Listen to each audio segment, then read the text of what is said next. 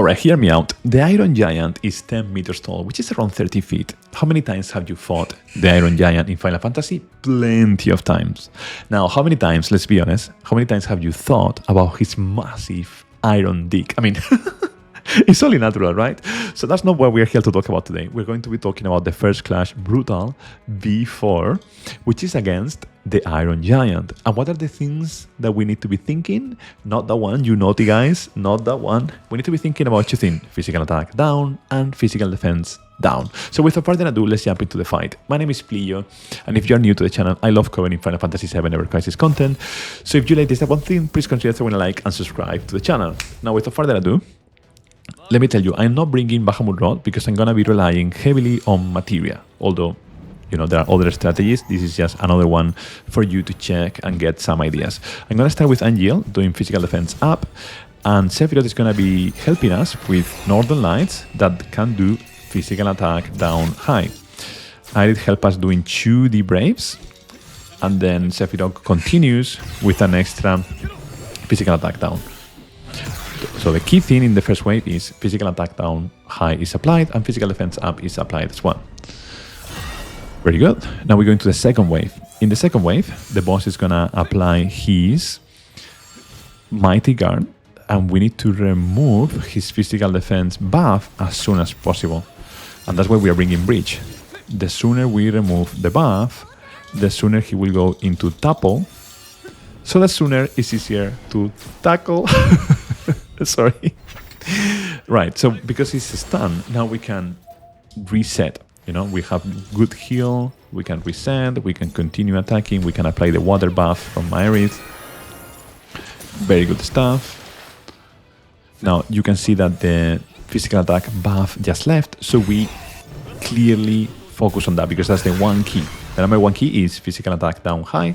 The second thing is removing enough physical defense down so that it doesn't, you know, continue and it stops.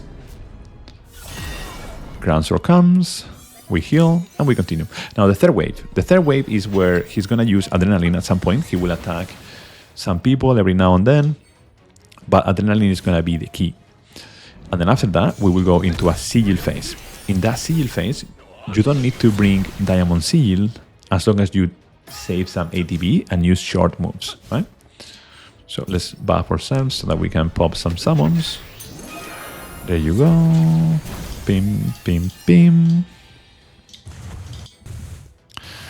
I like popping summons and using the limit breaks in this fight as soon as possible. In this fight, you don't need to slow down the boss with summons or anything like that. It's pretty straightforward. Alright. Cool, we have adrenaline is coming. We're gonna need physical defense down as soon as the Mighty gets here. I'm gonna move to Aerith. Sometimes what happens is that the units do silly things, right? Because they are in manual but using auto attacks. So sometimes you need to time things a little bit. You need to intervene, which is fine. Now we broke and we continue. We reset. We're gonna buff ourselves. We continue hitting the boss. As you know, the sooner you break sigils, the longer the sigil phase will be. So that gives you more time to do some damage, to save ATB, to heal, etc, etc.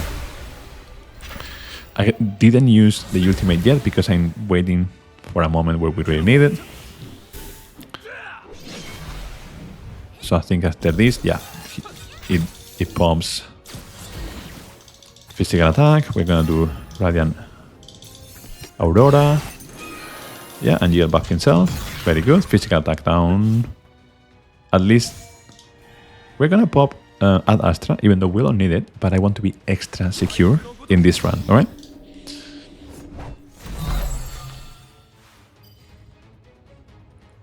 Also, it's less thing that we need to heal later. There you go. We can heal in attack mode. And we can pop the first ultimate to speed up the fight. Mighty Guard is coming, so we want to do a breach. And it's the same as before. Let's speed up the fight by bringing summons. 1 million, not bad. It's still quite buff. I don't know why he did that. Tiny mistakes, but even with tiny mistakes, you can still clear the fight, right?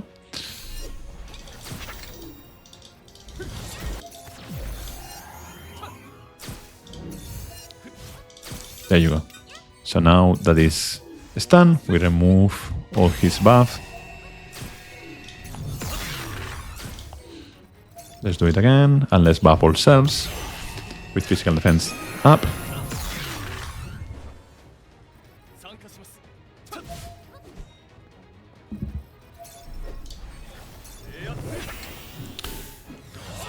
We start attacking, reapply the buffs, go into defense. It didn't reapply, but you know, we can reapply it now. Great. So after the heavy slash, you can think about this as like a DPS race of some kind, where the boss is gonna attack you every now and then, like this one. He will swing his massive weapon, and and then yeah,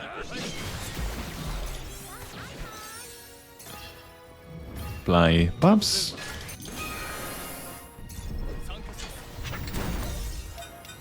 Attack. We're gonna be forcing summons. Let's see if they come. No, it was missing a bit. Okay, it's fine. Tiny mistakes, you know, tiny mistakes. Like there is always like some extra optimization that you can do, of course. Giant sword is coming. Let's pop summons, and then after that, we're gonna be doing, of course, physical attack down, etc. Right?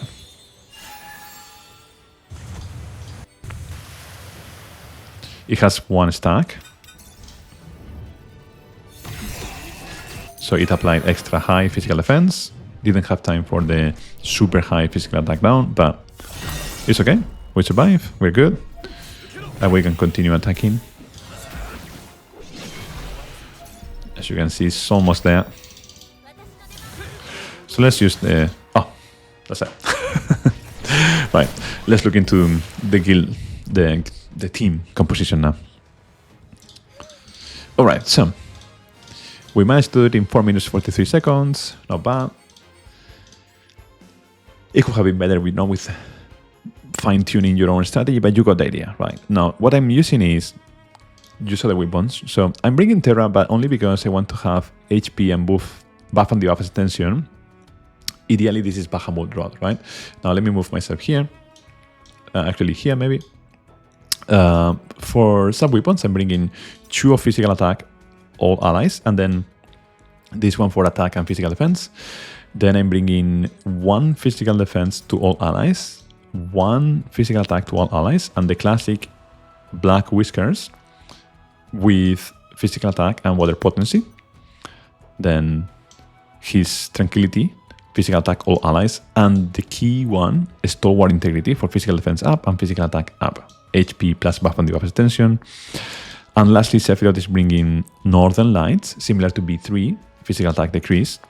And then as sub-weapons, I'm bringing Ultimatic, Glavenus Sword, and Stream Slasher for attack all. All right. The key thing is that Breach is an Angel, and also Aerith has the Brave and Breach as well. Of course, you can work around this by bringing weapons like the one from Angel, Great Sword, I think it is, that does physical defense decrease high, and then you don't need the materia. But I wanted to do a bit more damage to speed up the fight a little bit, because I have Tranquility, so it made things easier, but you don't need Tranquility, you don't need this outfit, you can do it with other basic outfits.